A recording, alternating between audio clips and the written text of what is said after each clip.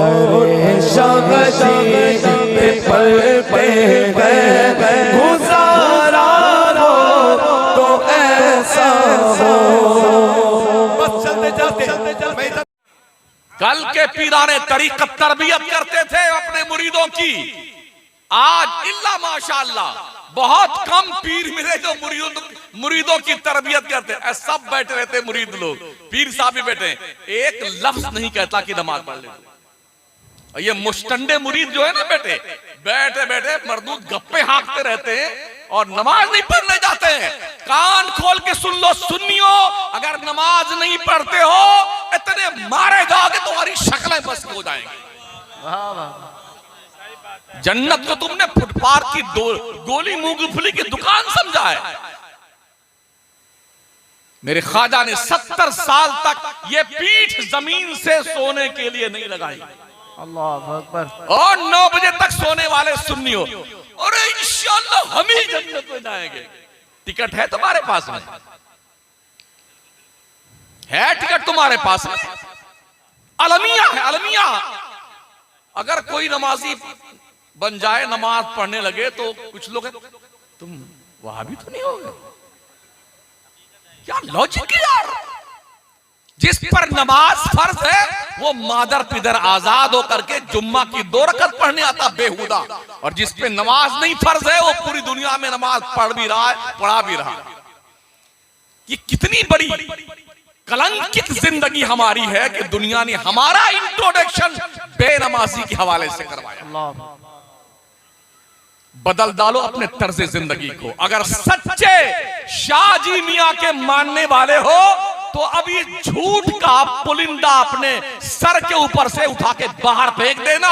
जब भी मस्जिद का मुअज्जिन हय्या अलस सलाह की सदा लगाए, हर काम छोड़ के पहली फुर्सत पे नमाज पढ़ने आ जा। बेशक, सुभान अल्लाह। वरना कोई पीर तुम्हें जन्नत में लेके नहीं जाएगा, धुतकार देगा, धुतकार देगा। चल इधर से। क्यों मैं कह रहा हूं, सबसे बड़े पीर, पीरों के पीर, रोशन ज़मीर शेख कबीर शेख अब्दुल कादिर जिलानी फरमाते हैं, जो मुसलमान नमाज नहीं पढ़ता मर जाए तो उसे मुसलमानों के कब्रिस्तान में दफन नहीं किया जाए। अल्लाह अकबर, अल्लाह अकबर।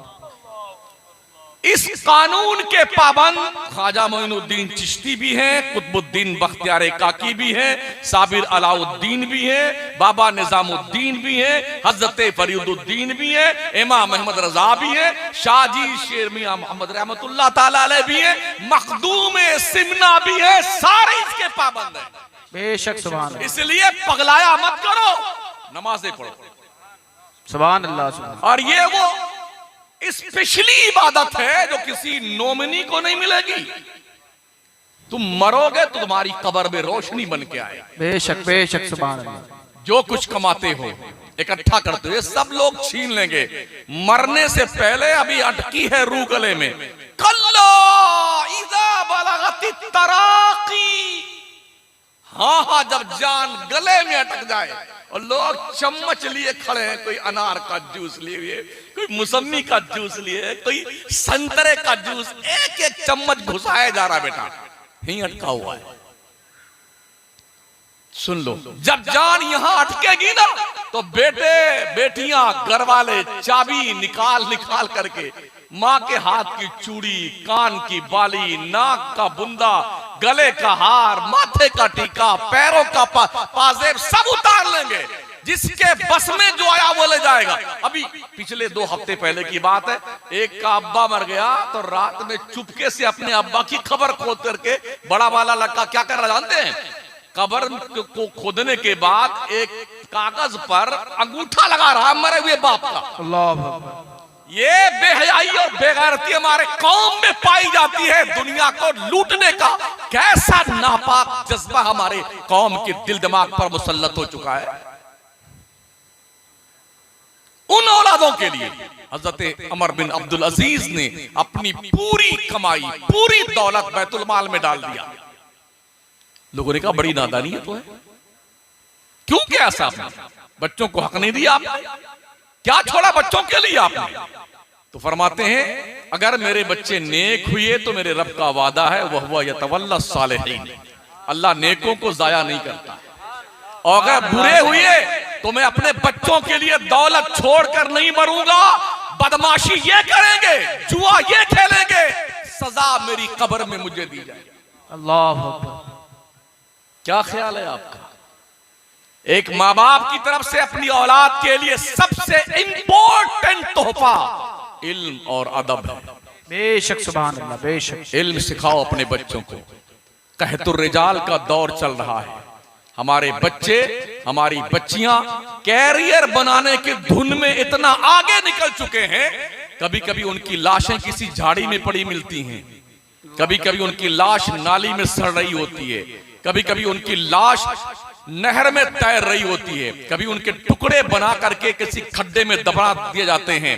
बाद में पता चलता है वो यूं हुआ और यूं हुआ और यूं हुआ।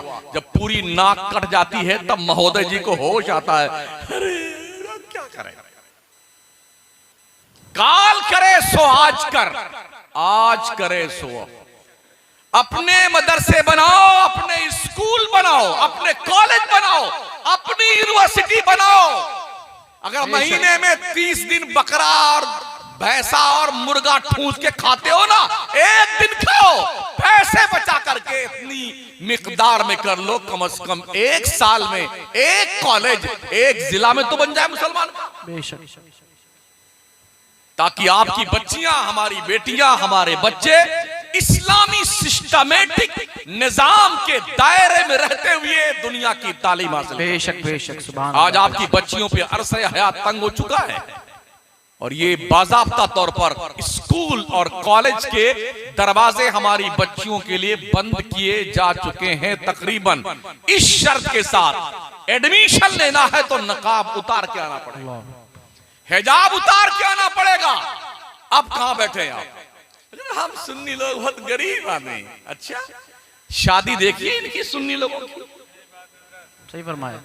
लगता है शैतान पूरी अपनी आबादी के साथ इनके घर में नाचने आ गया। बेहयाई, बेशर्मी, गुंडागर्दी, आवारागिरी, ढोल, नाच, गाने, हिजड़े और रंडियां तक बुलाई जाती है। बेगैरत हमारे इतने सुन्नी भी है जो बेगैरती करते हैं।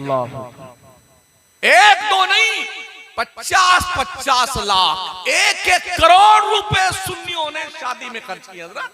सही फरमाया। और उन्हीं बेगैरतों से कह दो दारुल फैजान शेरी में एक कमरा बनाने की जरूरत, बहुत धंधा बंदा चल रहा है। बेशर्म कहीं का, पगला गया है। अभी एकदम नौजवान स्टूडेंट है, हमारी बिरादरी का नहीं, कलमा गो भी है, वेस्ट बंगाल का। उसने पढ़ने के बाद ऐलान किया हम अपने कौम के लिए एक कॉलेज बनाना चाहते हैं।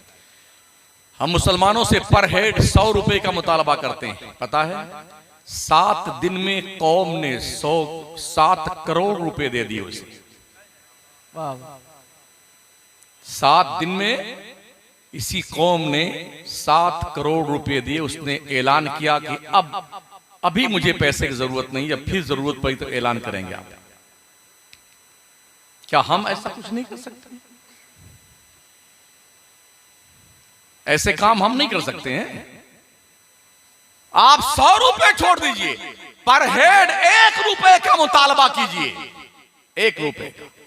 अगर आप 20 करोड़ की आबादी मुस्लिम को मानते हैं जनरेशन, तो हम पर डे 20 करोड़ रुपए इकट्ठा करके 1 साल के अंदर एक यूनिवर्सिटी एक जिले में कायम कर सकते हैं। बेशक। कितने हमारे मुसलमान भाई हैं जो 100 रुपए का पान पूरी खा करके गुलाबी लाल बनाए गाल बनाए घूमते हैं, पिचकारी मार मार के मस्जिद की दीवार, मदरसे की दीवार, गुस्ल खाना, बैतुल खला ऐसा लाल पीला बना रखा है, लगता किसी जंगल के अंदर आ गए। गलत कह रहा हूं? बस चल जाए और उलमा इजाजत दे दें तो इफ्तार भी बीड़ी से करेंगे वो। अल्लाह। हाँ, ऐसा बेटे पेट पकड़ करके बैठे, यूं एक किया भागा सीधे बाथरूम में, यूं करता हुआ देखा है। करंट इश्यूज है ये। मैं कोई ऐसी बात नहीं करता जो बाउंसर जाए, मैं लॉजिक नहीं पेश कर सकता हूं। मैं वो हालात पेश कर रहा हूं जिसमें हम मुब्तला हैं। मुंबई के सरजमीन पर 1500 रुपए का एक एक पान चौपाटी में मिलता है। कुछ पगलों को ये कहते सुना मैंने कि आज मैंने 5 पान खाए हैं। 15 को 5 से गुणा कीजिए,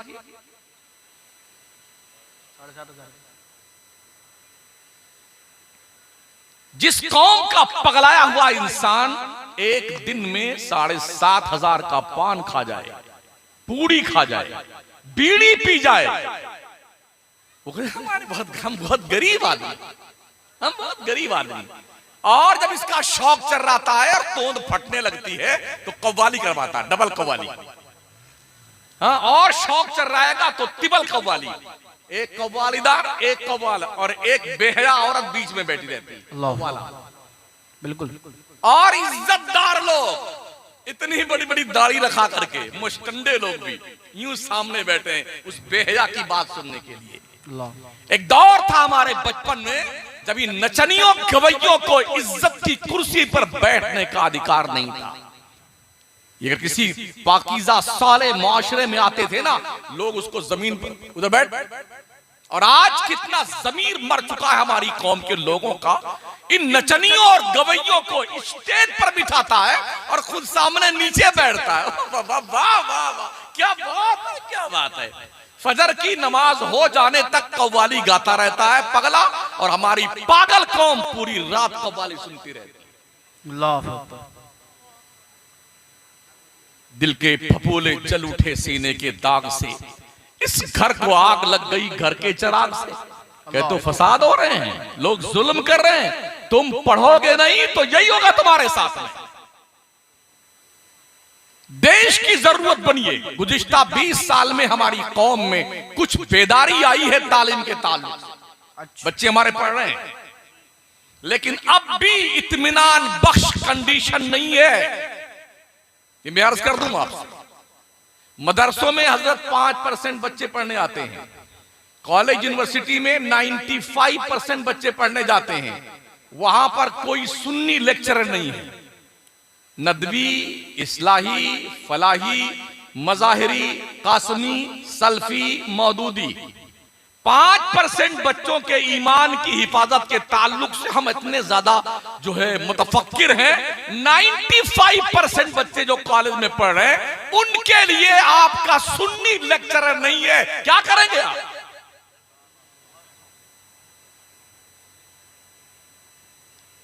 इससे हट करके भी दीनियात का पीरियड पढ़ाने के लिए गैर मुस्लिम आता है